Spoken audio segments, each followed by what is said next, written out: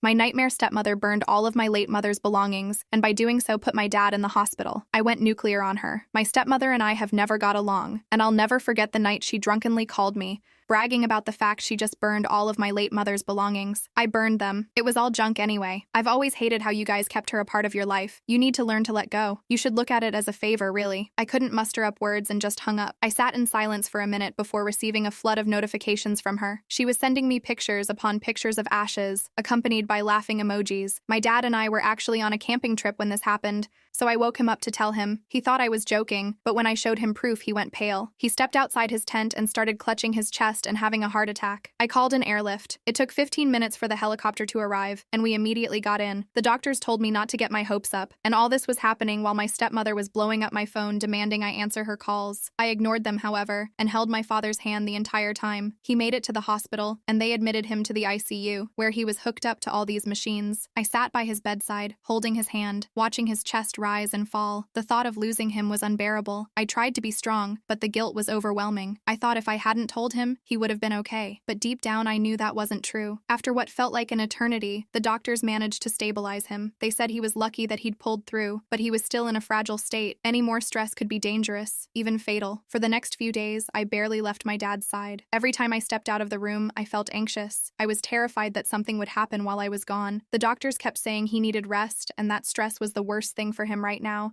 But it was hard, considering my stepmom had burned all of my mom's possessions.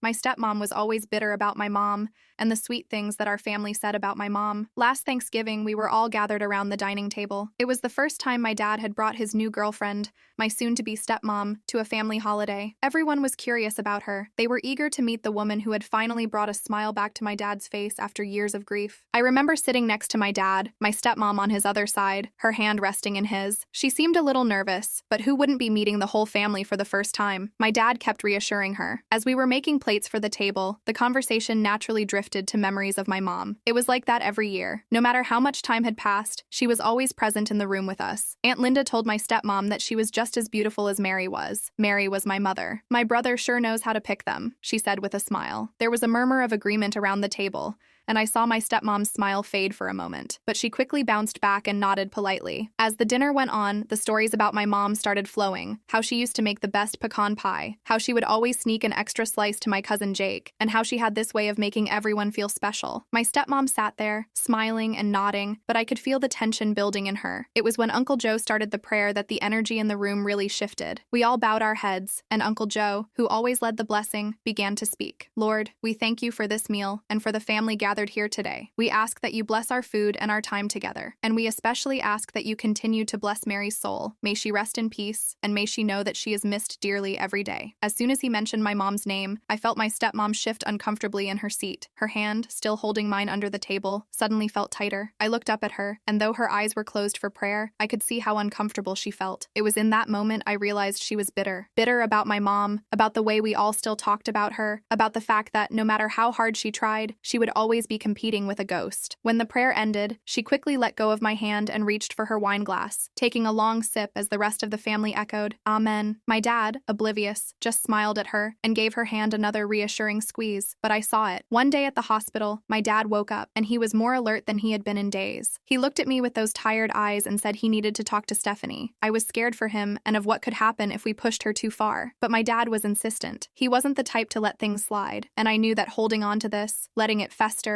would only make things worse for him. So, I agreed. We would confront her, but we'd do it together. We waited until my dad was discharged from the hospital. He was still weak. We decided to confront her at home. When we got back to the house, the tension was heavy. My stepmom was sitting in the living room, watching TV like nothing had happened. The sight of her made my blood boil, but I kept it together for my dad's sake. He told her that they needed to talk, and when she noticed my dad was home, she tried to greet him with open arms. He pushed her away, and she looked stunned. She asked what was wrong with him, and he laid it all out. You know damn well what's wrong. You burned all of my wife's things, he said. For a moment, she paused and turned red. She then tried to justify it by blaming my dad for still loving my mom. He told her that he didn't still love her, but she was in no position to burn all of her belongings. Stephanie said if he didn't still love her, then why should it matter? They were just things cluttering up the house. She screamed at him. I could see my father was piping hot, and I motioned for him to sit down. I didn't want to have to take another trip to the hospital, and even though he was still weak, he snatched his arm out of my hand. This was all she had of her mom, and you threw it all away away because you wanted to free up space?" He screamed. She rolled her eyes and said he was being too dramatic. She said he couldn't live in the past forever and that it was time to move on. My dad told her that this wasn't about moving on. It was about respect, and that was when I chimed in. The fact that she didn't seem to be remorseful at all infuriated me. She told both of us that it was her house as well, and that she was the wife now, and if we had a problem with that, then we both could leave. She even said that we should be thanking her for removing all of my mom's belongings from the house. She told me that with that stuff gone,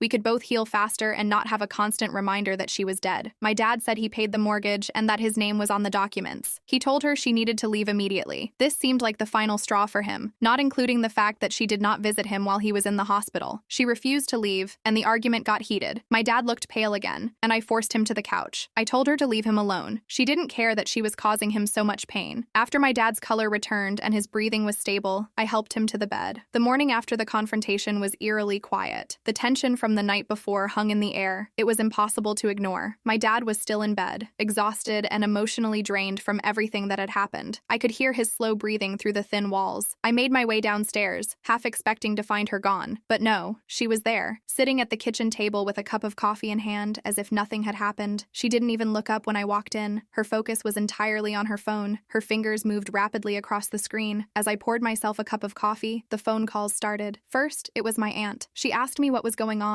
and why my stepmother had called her in the middle of the night, crying about how my dad and I were ganging up on her and treating her like an outsider in her own home. I tried to explain what really happened, but the more I talked, the more I realized that my stepmother had already convinced her otherwise. Then it was my dad's best friend, who called to say he was worried. Stepmom had told him that my dad was losing it, and that he wasn't handling his grief well, and was starting to lash out at her for no reason. She made it sound like we were the ones who had crossed a line and the ones who needed help. It became clear that she was going to fight, and she was going to make sure everyone believed her side of the story. I could see her out of the corner of my eye, still sitting at the kitchen table, smirking as she continued to type away on her phone. I couldn't stand it anymore. I slammed my mug down on the counter. The sound echoed through the kitchen like a gunshot. "What the hell are you doing?" I yelled at her. She finally looked up and said she was making sure people knew the truth. She said me and my dad were clearly not in the right state of mind to handle this, so she's taking care of it. I laughed. She was serious. I told her that she was lying to everyone and I knew about it. She was the one painting us as bad guys. She claimed she was just protecting herself and said that people deserved to know what was really going on in our house. She went on this whole rant about how she had never been welcomed in our home and that she was treated as a placeholder by my dad and I ever since my mom died. I told her that this was my dad's home and said she was bitter since she wasn't half as good a woman as my mom was. I said she needed to get out or I would call the police. She stood up slowly, her eyes never leaving mine, and said, "We'll see about that." And with that, she brushed past me, leaving me standing there. As the door closed behind her, I realized that this was far from over. Stepmom was going to fight dirty, and if we didn't find a way to stop her, she was going to take everything from us. After all the calls from family and friends,